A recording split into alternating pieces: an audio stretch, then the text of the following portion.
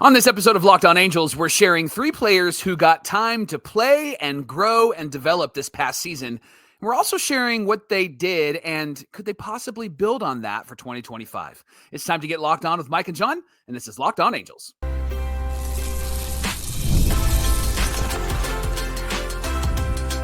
You are Locked On Angels, your daily Los Angeles Angels podcast. Part of the Locked On Podcast Network, your team every day. Thanks for making Locked On Angels your first listen of the day. You can find us anywhere you get your podcasts, including Apple Podcasts, Spotify, and SiriusXM by searching Locked On Angels.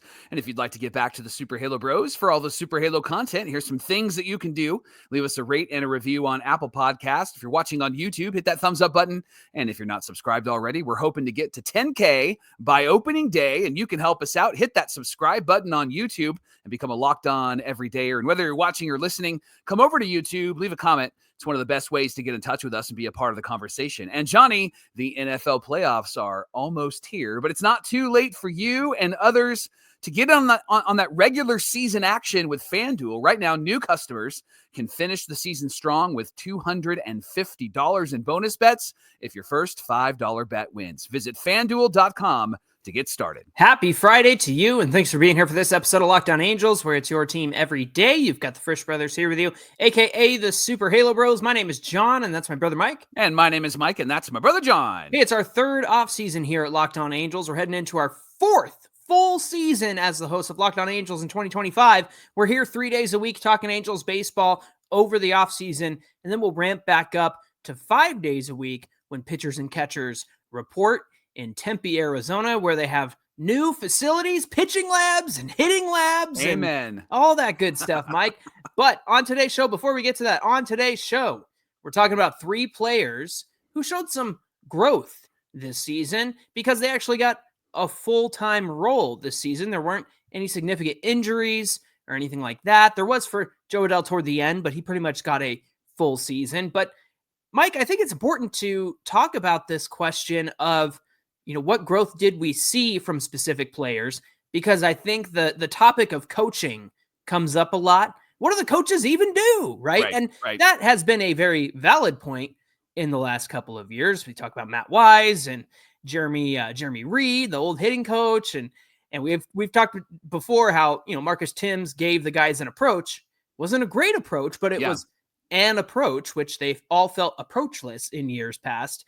But how do you know that the coaching staff is doing anything significant when you look at the slash line and you see, Jo Adell hit 207 over this season? I think if you just go to Baseball Reference or you look at the back of somebody's baseball card, you don't get all the answers. Right. You have to understand that that's not going to be the be-all, end-all because it doesn't demonstrate the nuance of what happened over the season. It doesn't tell the whole story, right, Mike? Right, absolutely. And I think what we're going to find is that the coaching staff, but specifically Johnny Washington, the hitting coach, he worked with these guys and didn't give them a one-size-fits-all approach. And I think that that's been the flaw in the Angels' offensive approach in the last few years. It's been, hey, let's just attack the zone on the pitch that you like. And so everybody do that, right? But that's going to be different for somebody like a Mike Trout versus somebody like, I don't know, give me a light hitting hitter like Adrianza when he was on this team, right? Like it's going to be very different because he's not going to hit the ball over the fence. Mike Trout's going to hit the ball over the fence. And so having a one-size-fits-all approach isn't going to be the best approach. What I think the 3 players that we're going to talk about today, Johnny, what I think it points out is that the coaching staff, Johnny Washington included, they were paying attention to how these guys were approaching the pitching staffs, the opposing pitching staffs, how they were swinging the bat, all of that. And then they began to talk with them about like, hey, here's what we're seeing. Mm-hmm. Why don't you do this? Why don't you do that? They use some metrics. They use some technology. How about that? And they also use the experience, the eyeball test to figure some things out. And I think the 3 players that we're going to highlight in this show really made good adjustments on their own, but also with some good coaching, right? Yeah, we're talking about offensive players here as well, not necessarily pitchers. But when it comes to the pitchers, you can see that there's a disparity between a Griffin Canning or Patrick Sandoval, who've been around for a long time, had some not great coaching, and then somebody like a Jack Kohanowitz or even a Caden Dana who came up, and Sam Aldegheri. They knew what they wanted to do when they got here, even though they're young and inexperienced, might not have the tool set yet to be overly successful in their first short stint in ball. But then you have somebody like Reed Detmers, who I really think they tried with, and then he wasn't around the team for very long after he really got off to a great start, struggled. They sent him down to AAA. Mike, it's like, we don't want to fire you, but we're going to put you in the mailroom, right? Because we like you. We want to keep you around. We like your ideas. And I think that's the disparity is you look at the guys who have come before this regime in terms of the coaching staff and after this coaching staff. And I think it's fairly obvious the degree of difference between them. Having said that, I think that guys like Johnny Washington have had a great impact on guys like Joe Adell. This was his full season where he wasn't ran up and down between the minor leagues. We've said often on this show that he needs at least a full season, and he got that this year for the most part. The most games he's played prior to 2024 was just 88 in a season, and that was 2023, and even that had some up and down time. Now, this year, he slashed a 220. In 2023, he slashed a 224 batting average, 264 on base, 373 slugging, and a 637 OPS. His OPS plus was 78. That means he was 22% worse than league average in 2023. 8 home runs, 27 RBIs. This year, Joe Adell got into 130 games. Would have been more. He did have the oblique strain toward the end of the season, so they shut him down. He had a 207 batting average, 280 on base, 402 slugging, and a 682 OPS, and that made for a 91 OPS plus. That is 9% below league average, but he did have 20 home runs and 62 RBIs. He is going to be criticized and has been criticized for his low batting average, but it doesn't tell the whole story. He made an adjustment with his swing and his leg kick in late June, and it really turned things around, didn't it, Mike? Yeah, it really did turn things around for him because he needed things to be turned around. When he started the season, John, in March and April, he started off really hot. Yeah, he had that a was wild. 316 batting average, 4 home runs, 11 RBIs. Everybody was like, who is this guy? This is the guy we've been waiting for. And I think that first month, I think he bought into a lot of what Johnny Washington was bringing to the team. I think he bought into what Ron Washington was bringing to the team. And I think you made a really good point in that the team prior to that, the coaching staff prior to that, they really didn't know what to do with these guys, or they did have a one-size-fits-all approach. And it seemed like at first it was good for Joe Adell to just hear what Johnny was saying, and he went out and played really well. But John, in May and in June, things got really, really difficult. He hit 144 in May, and he hit 139 in June. I mean, struggled on the struggle bus, got a lot of criticism, a lot of critique. And even on the defensive side, there were a lot of conversations. If you go back on this show and look at the episodes from May and June, you and I were like, man, if you're going to be successful at the major league level, you got to be successful at least on the defensive side or the offensive side, especially both. And he wasn't good on either end. By the end of June, John, things started to shift for him. It really started to adjust. You could see that his swing was changing. You could see that his leg kick was changing, and the swing was getting a bit more level, and there wasn't a big leg kick, and the results were pretty incredible, weren't they? Yeah, in July, he hit 211, 100 points higher almost than the previous month. He had a weighted runs created plus of 104 that month, so 4% better than league average. Then it got better in August, Mike. He hit 277 and then had almost 200 points higher than May and June. Yeah. With a weighted runs created plus of 128 in August. That's 28% better than league average. Hit for far more power that month too. 4 home runs and 12 RBI. So it was very similar to how he started the season. And he spoke on the adjustments that he made. And he spoke about the fact that he was working with Johnny Washington. He talked to the beat writers. He talked to Jeff Fletcher and Rhett Bollinger and those guys. So we know that there has been a working relationship all throughout the season to help him make these adjustments throughout 2024. In fact, They approved his ability to hit with runners in scoring position. This is something we talk about all the time. He hit 277 with runners in scoring position, had 5 home runs, and 44 of his 62 RBIs came in really crucial moments. Overall, he had a much better second half than the first half.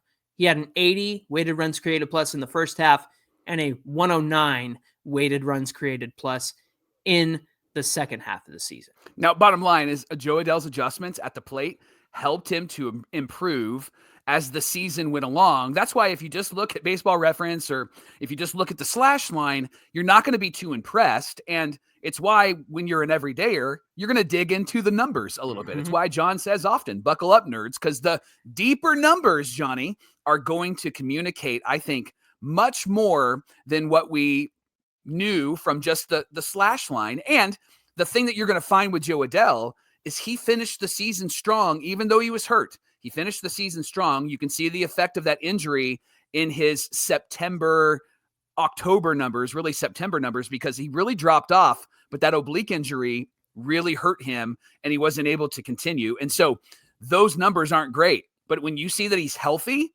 his numbers improved each month as he began to adjust, as he began to hear the critique from his coaching staff, as he began to level out his swing. The leg kick was adjusted and wasn't throwing his leg up, wasn't trying to hit home runs, was just trying to hit it all over the field. And we see what happens when he does that. He becomes a really, really great player. Now, John, FanGraphs, their projections are kind of based on history.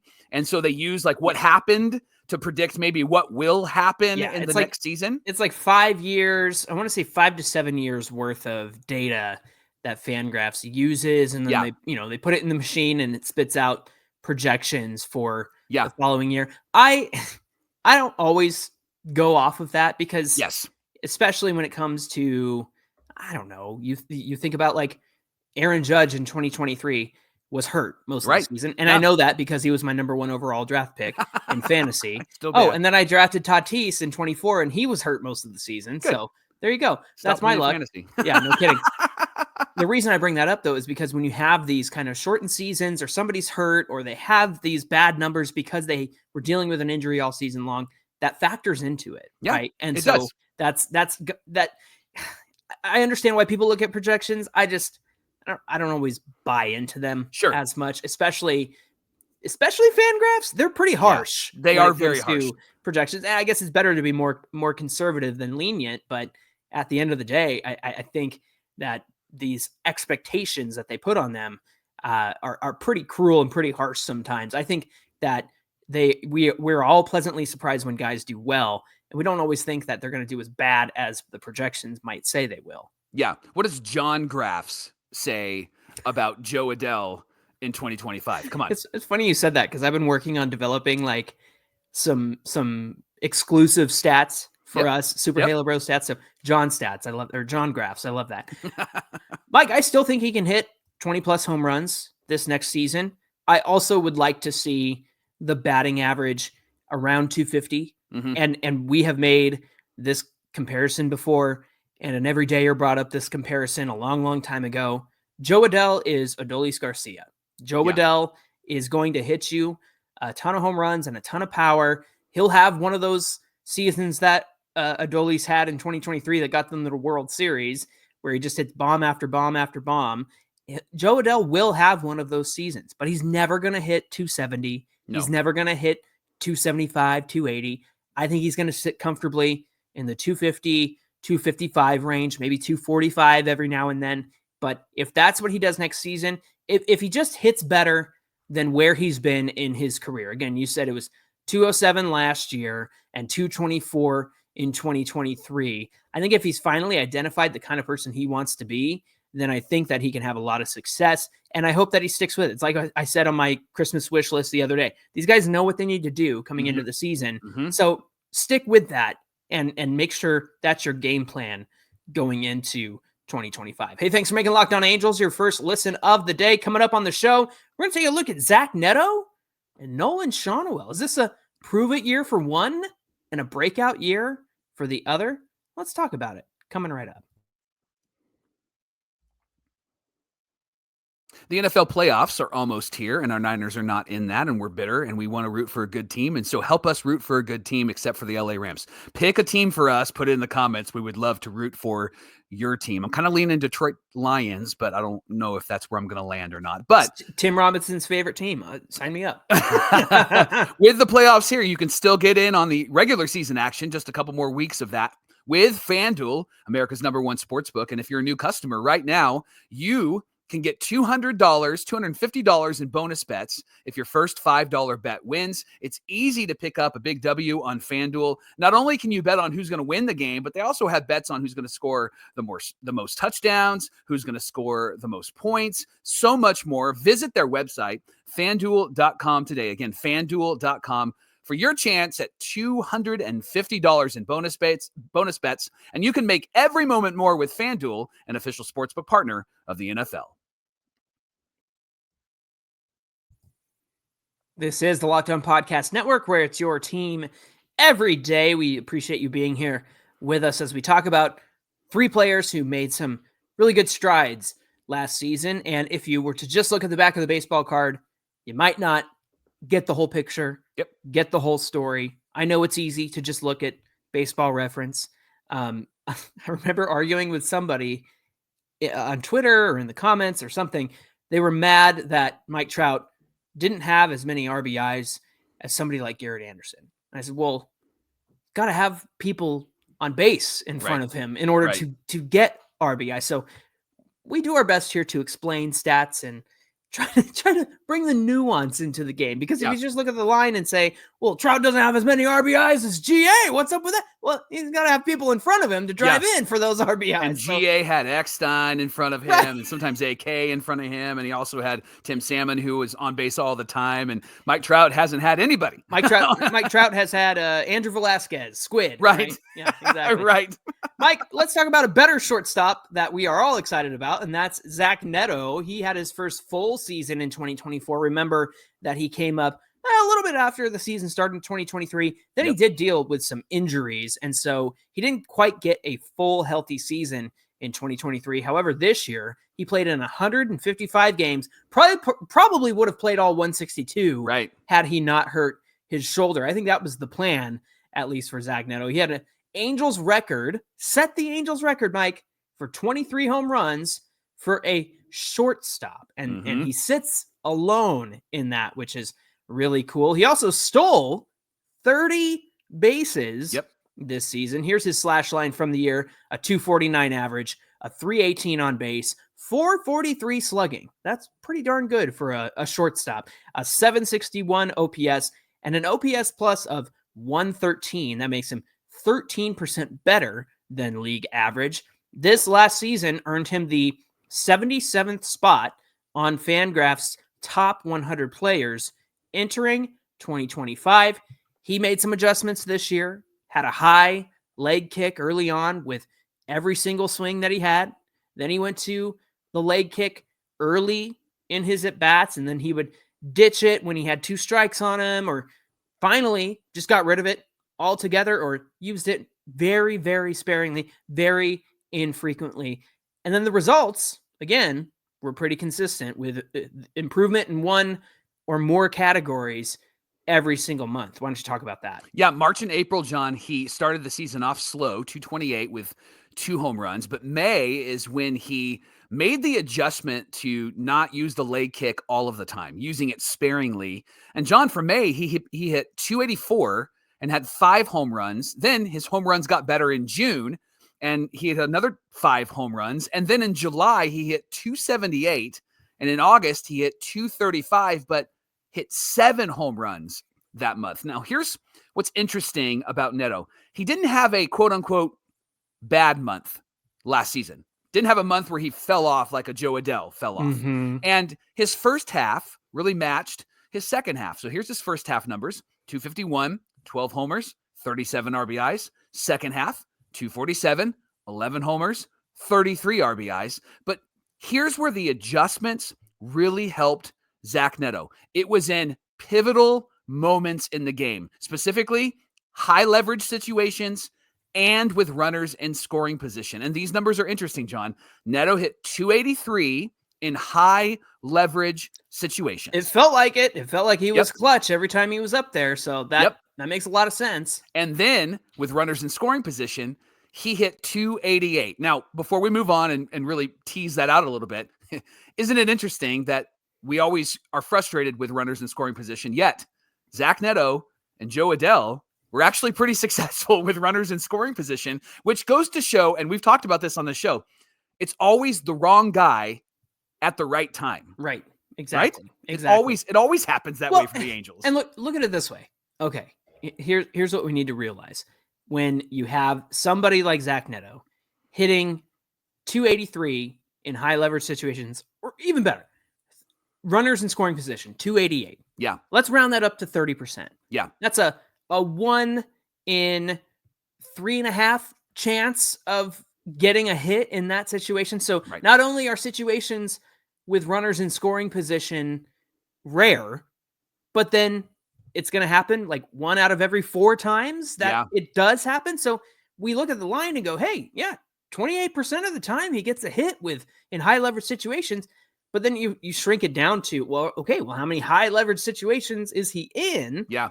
And he's only doing it a quarter of the time, maybe 1/3 of the time. So really it's like 1 out of every 3 moments where you're glued to the television, one of these guys is going to come through. And that's good, right? 1 out of every 3 or 1 out of every 4 times is good when that happens. It just doesn't feel like it when you're sitting on the couch frustrated on a Wednesday night watching the Halos because you have a moment with somebody up there that you really are counting on, or maybe they don't come through.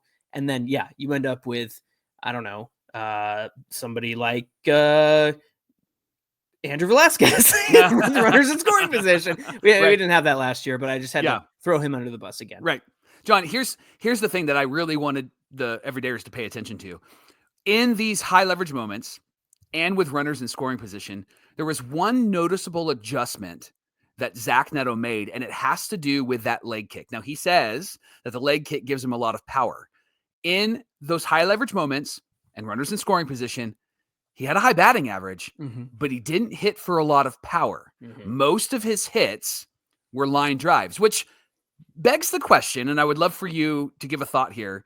There's been a lot of talk from Ron Washington specifically last year that the Angels tried to play hero ball. There's a lot of nervousness in those moments. I got to come through. I got to hit a home run in those moments, trying to do too much. But does that stat, Zach Neto actually having a higher batting average and maybe not as much power in pivotal moments, does that encourage you? And what I mean by encourage you, it's this, that he is going to turn the lineup over, that he is going to be another runner on base, maybe not hit the walk-off home run, but he's certainly going to continue to keep the lineup moving so that the guy behind him can also come through. What are your thoughts? Yeah, I'm with you. I think that you got to keep that train going. You got to keep the line moving, Mike. And I know that sometimes you've said on the show, like, hey, sometimes a home run is kind of a rally killer because you kind of, I know the pitcher has given up the run, but it takes the pressure off. When you have 2-3 guys on base and you're still trying to make a perfect pitch against somebody, that's way more intense. That's way more pressure on somebody. And to get away from hero ball, where you're trying to crush the ball over the fence, I like the idea of keeping it simple. I like the idea of moving runners up. I like the idea of a suicide squeeze, even though Ron Washington calls it all the wrong times and never calls it in a situation that actually makes sense. Yeah. But they're trying to manufacture runs. And I think that's what it comes down to when you have a high average in those moments, because again, somebody can go first to third. They can go first to home sometimes if you just make good contact. And really that's what we want here. We don't want guys striking out in those big moments. Now, having said that, we're going to see some strikeouts from somebody like Jorge Soler in big moments. It's going to happen, but it's not always going to happen. Can I share something funny with you in regard to hero ball and what it means? So these were the top teams in home runs in 2023, Michael. The Atlanta Braves, the Dodgers, the Twins, the Rangers. Number 5, the Angels. 231 home runs, and they sit behind the Rangers with 233. Man, the Braves had 307. That's 58 more than the Dodgers, who were in second place. That's crazy. Wow. All of that to say, a lot of good that did them Right. in those moments, right, Right. Mike? Like a lot of good that did for the record and all that stuff. So Yeah. I think it just goes to show that contact is key in those big moments, right? Right.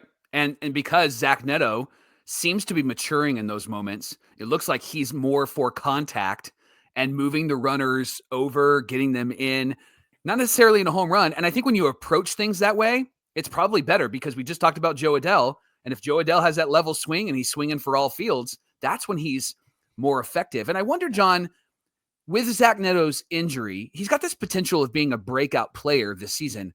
With his injury, do you think that that's going to hinder his start? Because he did start off slow and then he needed to build into it, but then was consistent for the rest of the year.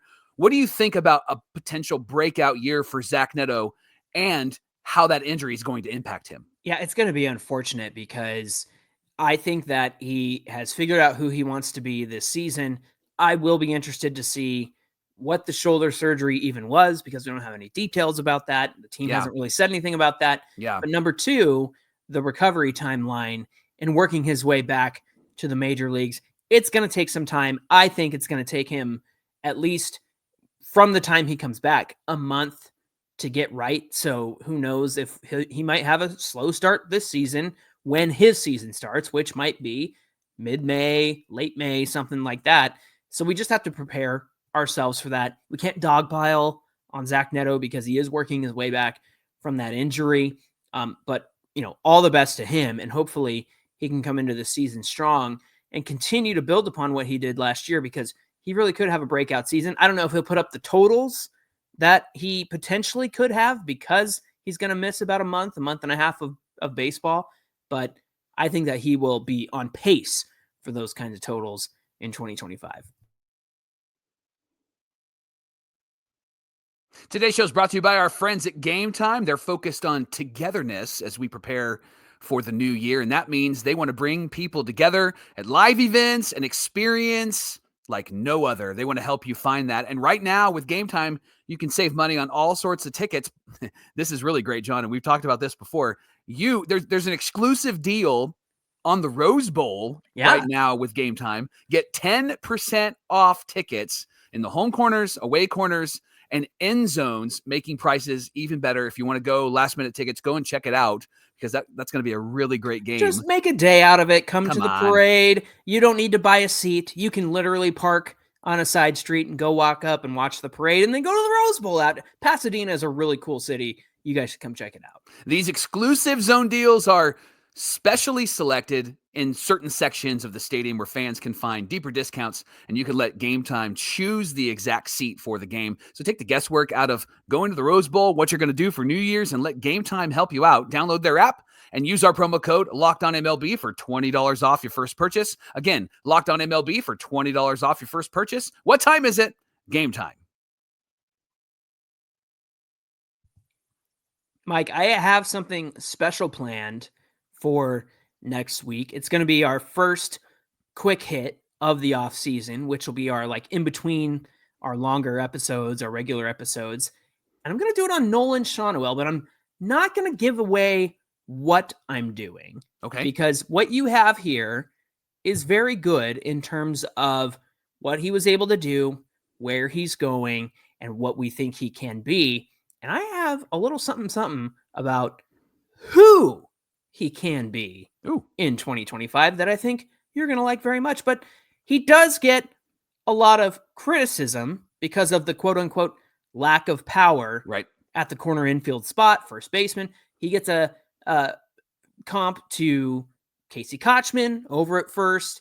He played a strong defensive first base, had a good batting average and on-base percentage with the Halos, 274 on average and 337 on base.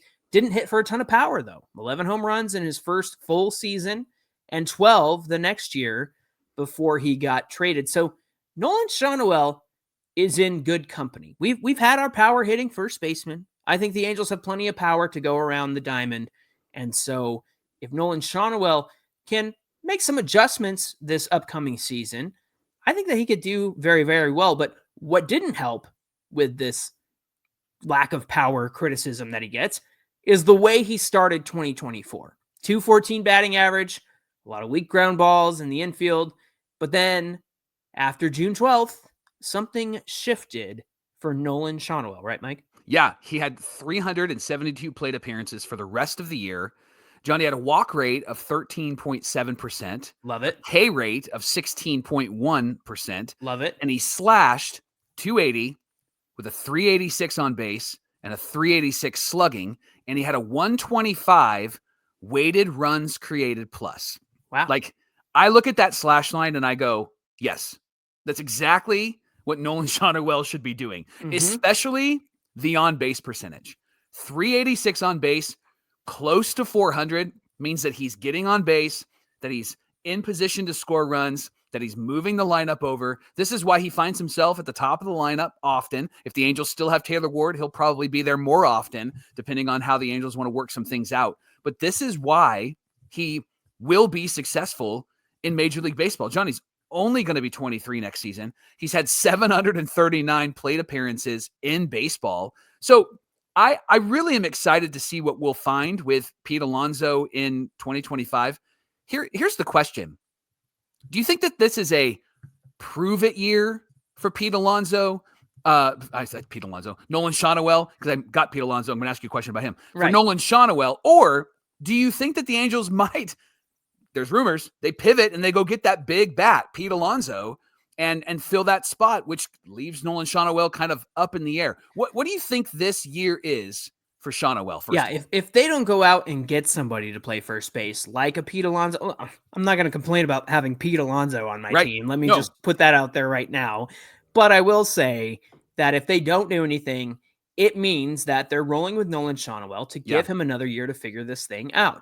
And again, I love the comp you made to Casey Kochman. You can have a 280 guy who gets on base or via the walk, 14% of the time and doesn't strike out a ton. You can have that guy on your roster because, again, the weighted runs created plus of 125, 25% better than league average in terms of what he contributes to the field and the team winning and scoring and all of that stuff.